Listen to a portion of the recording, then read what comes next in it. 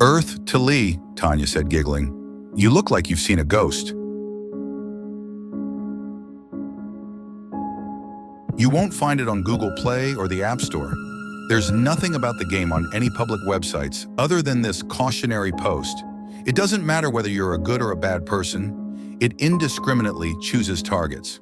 The point is that you can't avoid the game. Nobody can. You might hear a reverberating ding from your phone, a tolling bell of death from the depths of hell. And then an incongruous window might pop up. Can you hide? Yes. No. When the window first appeared on my phone screen, I was stunned. I always presumed smartphones to be safer from the threat of viruses than computers, especially a brand new iPhone. Isn't Apple supposed to be superior to Microsoft when it comes to security? Nice try, I said. But before I made a rash decision and ended up infecting my phone with something nasty, I decided to do some research. I'm not exactly computer savvy, but I didn't trust either the yes or no option. I didn't want to mess with the window in any way. There was nothing about the "can you hide" on pop-up online. I didn't even realize it was a game until a Reddit user, who I won't name, pointed me in the direction of a Discord server for discussing unearthly matters. There was an entire category dedicated to the bizarre new game that had been appearing on people's phones. Clicking yes, apparently, commences a hide-and-seek game of unknown origin. I scrolled through the many Discord messages. I've removed the usernames. User 1, can anyone help me? Nobody seems to know anything about this game. My friend played it non-stop for a week, and then he went missing. That was 2 weeks ago. There are daily search parties, but I don't think they're going to find him. He said it wasn't really a game. He said he saw a face outside his window. User 2, you have to select no. User 3, I destroyed my phone after reading these messages. Haven't seen or heard anything unusual. User 4, I selected no, but I keep hearing creaks, and I don't think it's in my head. User 6, just leave the pop-up window open, guys. You don't have to select anything. User 5, what? For the rest of my life? What if something accidentally knocks it? User 3, destroy your phone. Like I said, it worked for me. User 6, until it pops up on your next phone. User 5, what if I just turn off my phone? That seems a little less dramatic than destroying it.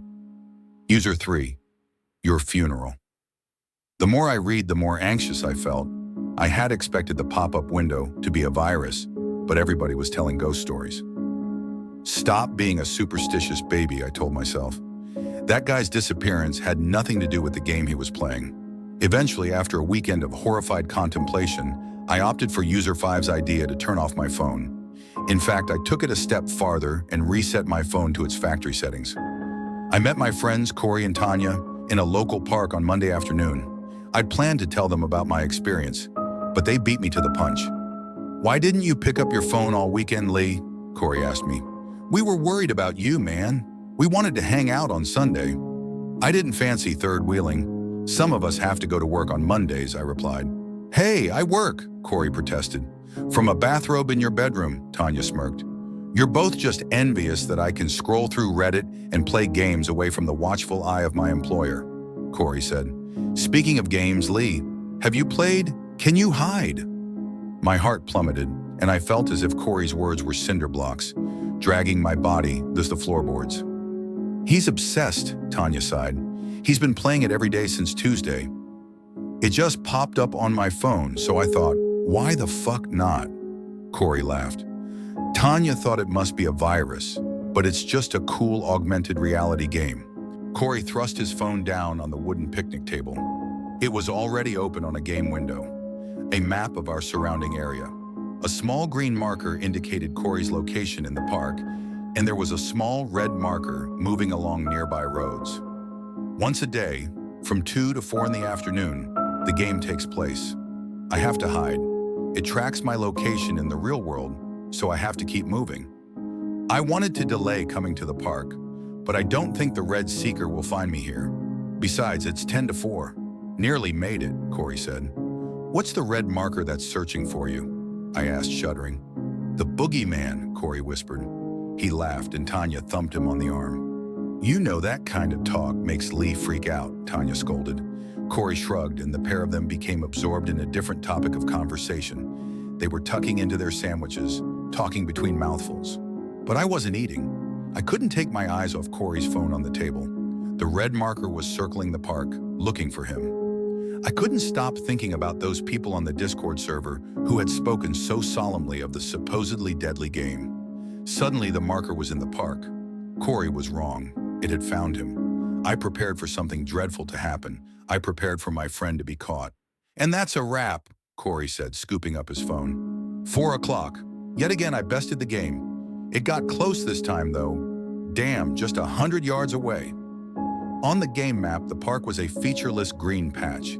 I could see Corey's green marker, scarcely standing out from the grass. And I could see the red marker northeast of our location. The victory box read, "You avoided the creeker by 121 yards. You can hide." Tanya groaned and mumbled about Corey's game addiction, and the two of them resumed their conversation. I was about to dive back into reality, putting the silly game out of my head for good. But a sudden noise terrified me. A creak. My eyes shot up from the table. Neither Tanya nor Corey seemed to notice the eerie noise. And I can't explain it. As nearby as the sound seemed, my eyes were drawn to a solitary tree, a little over 100 yards away. Perhaps not exactly where the red marker had appeared on Corey's screen, but close enough. Peering around the bark was a frightful face. The thing looking at the three of us was not human. It was as short as a toddler. Its head, if it even had a head, was wearing a peach-colored rubber mask, almost the tone of human flesh, but not quite. And its sickly sweet smile seared through my eyes into my very soul. With a second resounding creak, the nightmarish face snapped behind the bark, disappearing from view. "Earth to Lee," Tanya said, giggling. "You look like you've seen a ghost." "I think somebody's actually seeking you, Corey," I whispered, pointing a shaky finger at the tree. "I don't think you should play that game anymore." "Your phasmophobia really kills my buzz sometimes, Lee," Corey sighed. "There's no boogeyman following me. I have a proclivity for trembling at everyday sights and sounds. In my mind, there's always a ghost or a ghoul around the corner. Ever since my parents died, I've been that way. But I knew without a shadow of a doubt that I hadn't imagined what I saw behind the tree. Unfortunately, my phasmophobia, fear of ghosts and the supernatural, makes it very difficult for anybody to believe me when I've been startled by something." Corey and Tanya told me to take it easy and get lots of rest. The following day, the two of them pinged me incessantly on WhatsApp. I was still reeling from the terrifying thing I'd seen behind the tree. Transfixed by terrible thoughts, the workday flew by. I was starting to believe that maybe I'd become unwell. Perhaps I'd suffered a psychotic break. Not so. Around 5:30 in the evening, on my drive home from work, Tanya called me. I answered via my car's dashboard. "I'm driving right now, Tanya," I said. "What's—" I trailed off when I heard my friend bawling her eyes out on the other end of the phone. "It's in the house," she whispered. The game started playing. It's later than usual." "Slow down," I replied. "What's happening?" "The game started at 6, Tanya tearfully explained in a fragile whisper. "I think you were right, Lee. I think someone's actually seeking us. We saw a horrible face at the window, and then there were creaking sounds in the house. We're hiding in the attic. Corey's pulled the door up, so we don't think—" "Have you called the police?" I interjected, heart pounding. "They're on the way," Tanya said. 15 minutes. If we can—" "What?" "It's Lee." "No, I feel safer with someone on the other end of the—" "Okay. Corey wants me to hang up. He wants us to be quiet." "Okay, I understand," I shakily replied. "Just make sure—" "No, no, no," Tanya whimpered. I didn't need to ask what had frightened her. I heard it too, a creak in the attic. It sounded so clear and once again, so near, so nightmarishly near that I snapped my neck around to make sure the rubber-faced demon wasn't in the backseat of my car. It wasn't. At that point, I decided not to go home. I diverted to Corey's house, an 8-minute journey, barely any quicker than the police. "How did it even get in here?" Tanya whispered. "I didn't even see the door open." "It's not an it," Corey scoffed, though he spoke with a quivering voice. "He's just a child, and he needs to leave our—" "Oh, what the fuck is that?" Tanya screamed. "Please," Corey began to plead.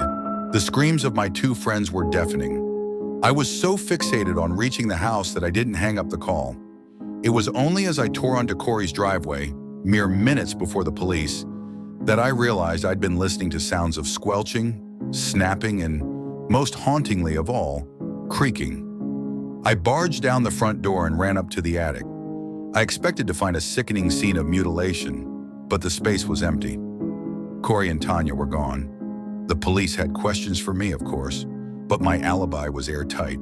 The 999 call was made before I even left the office, and traffic camera footage corroborated the fact that I was on the road whilst the intruder terrorized Corey and Tanya.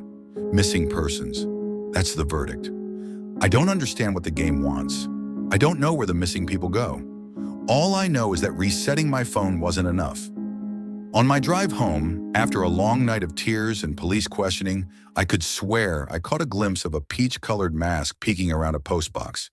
And then, as if to confirm that menacing thought, there was a notification on my phone. That unmistakable ding of hell, the message displayed on my car dashboard. "Can you hide?" "Yes." "No." I moaned in horror, and that was what damned me.